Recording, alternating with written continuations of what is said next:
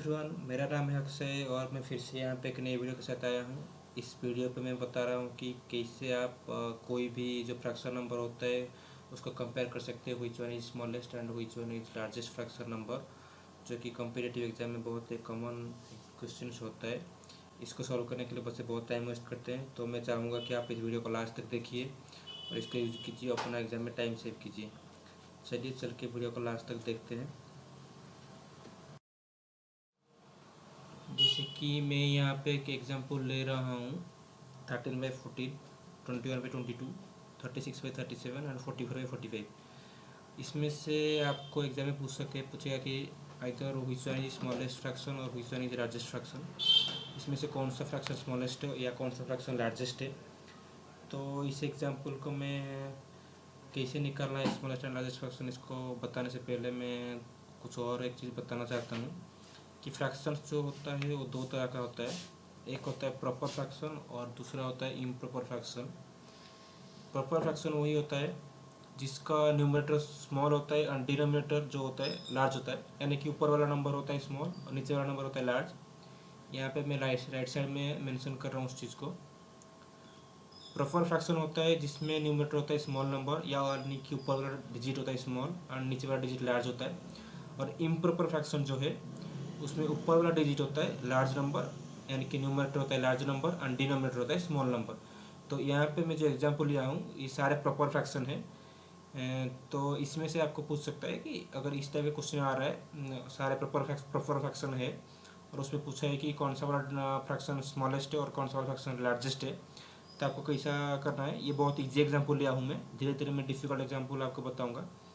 तो इस एग्जाम्पल आप देखेंगे तो आप यहाँ पे देख सकते हैं कि यहाँ पे जो फ्रैक्शंस नंबर है उनके न्यूमरेटर एंड डिनोमिनेटर के बीच में जो डिफरेंस है वो सब में सेम है।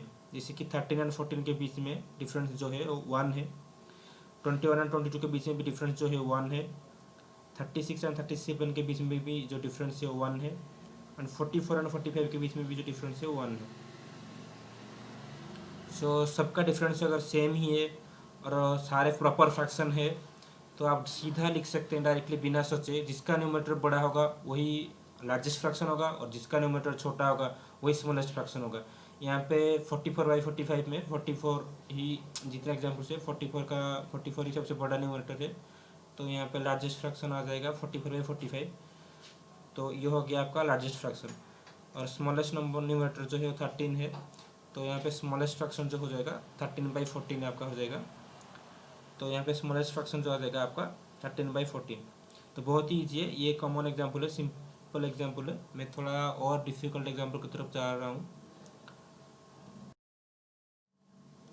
तो मान लीजिए आपका एग्जाम्पल यहाँ पे ऐसा है, यहाँ पे जो सारे एग्जाम्पल्स में लिया हूँ वो इम्प्रॉपर फ्रैक्शन है, यानी कि न्यूमरेटर जो है वो बड़ा डिजिट है और डिनोमिनेटर जो है वो छोटा डिजिट है। तो इसको आप कैसे सॉल्व कर सकते हैं, ये अब आप प्रीवियस एग्जाम्पल का ठीक उल्टा हो जाएगा। यहाँ पे भी डिफरेंस जो है सेम है, अभी के लिए मैं दिखा रहा हूँ आपको। डिफरेंस जो है सेम है, जैसे 53 एंड 51 के बीच में डिफरेंस जो है 2 है। 66 एंड 64 के बीच में डिफरेंस 2 है। 74 एंड 72 के बीच में भी डिफरेंस 2 है। एंड 87 एंड 85 के बीच में भी डिफरेंस जो है वो 2 है। अगर सारे फ्रैक्शंस इम्प्रॉपर फ्रैक्शन है एंड सबका डिफरेंस जो है सेम है, तभी आपको क्या करना है, उल्टा करना है। जिसका न्यूमरेटर छोटा होगा वही हो जाएगा आपका लार्जेस्ट फ्रैक्शन, जिसका न्यूमरेटर बड़ा रहेगा वही हो जाएगा आपका स्मॉलेस्ट फ्रैक्शन। तो यहाँ पर लार्जेस्ट फ्रैक्शन कौन सा आएगा, जिसका न्यूमरेटर छोटा है। तो न्यूमरेटर छोटा है सारे एग्जाम्पल में 53/51 में 53 का न्यूमरेटर छोटा है, तो यहाँ पे लार्जेस्ट फ्रैक्शन जो हो जाएगा आपका 53/51। यहाँ पे आपको लार्जेस्ट फ्रैक्शन मिल गया। स्मॉलेस्ट फ्रैक्शन क्या मिल जाएगा आपको, जिसका न्यूमरेटर बड़ा है। तो यहाँ पे 87 ही बड़ा न्यूमरेटर है सब में, तो यहाँ पे आ जाएगा आपका स्मॉलेस्ट फ्रैक्शन जो है 87/85। तो प्रीवियस एग्जाम्पल का ये उल्टा है।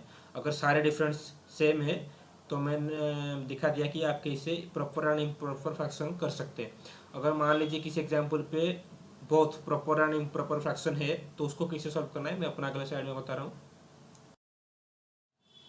जैसे कि इस एग्जाम्पल में आप देख सकते हैं फर्स्ट, थर्ड और फोर्थ जो फ्रैक्शन है वो सारे प्रॉपर फ्रैक्शन है, यानी कि न्यूमरेटर छोटा है डिनोमिनेटर बड़ा है।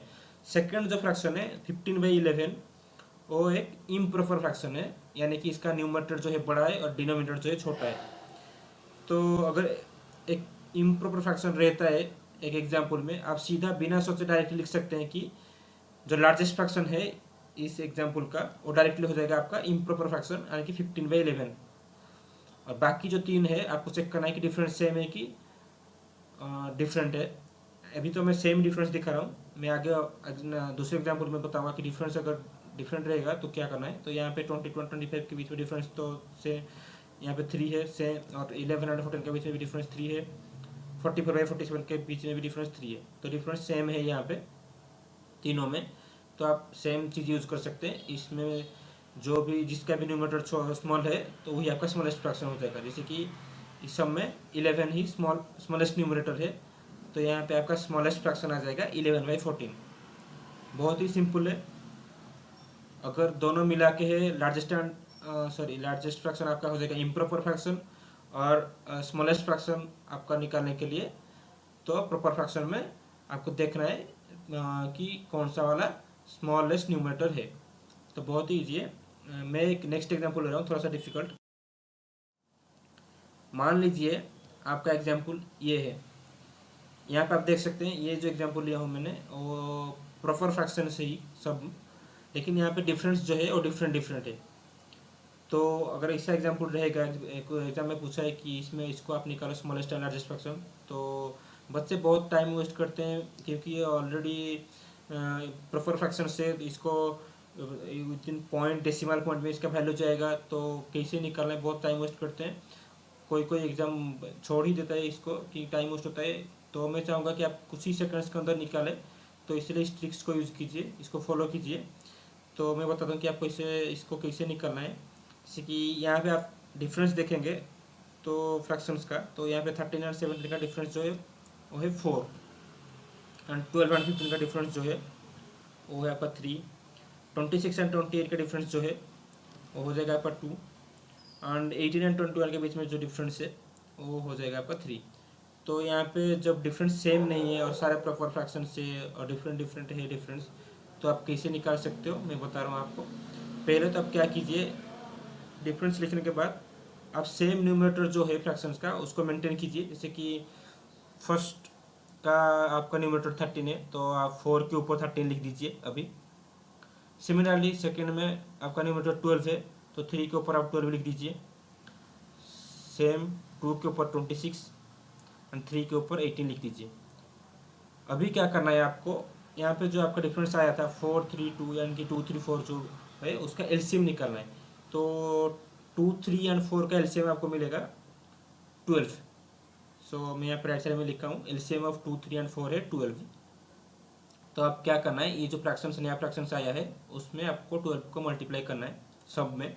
तो यहाँ पर आ जाएगा 13/4 into 12, next 12/3 into 12, 26/2 into 12, 18/3 into 12। इसका फर्दर रिडक्शन करके सॉल्व करेंगे तो 4 के साथ मैं रिड्यूस करूँगा 12 को, तो आ जाएगा 4, 3, 13 इंटू 3 आ जाएगा 39। नेक्स्ट वन 3 के साथ 12 को रिड्यूस करेंगे तो 4, 12 इंटू 4 48।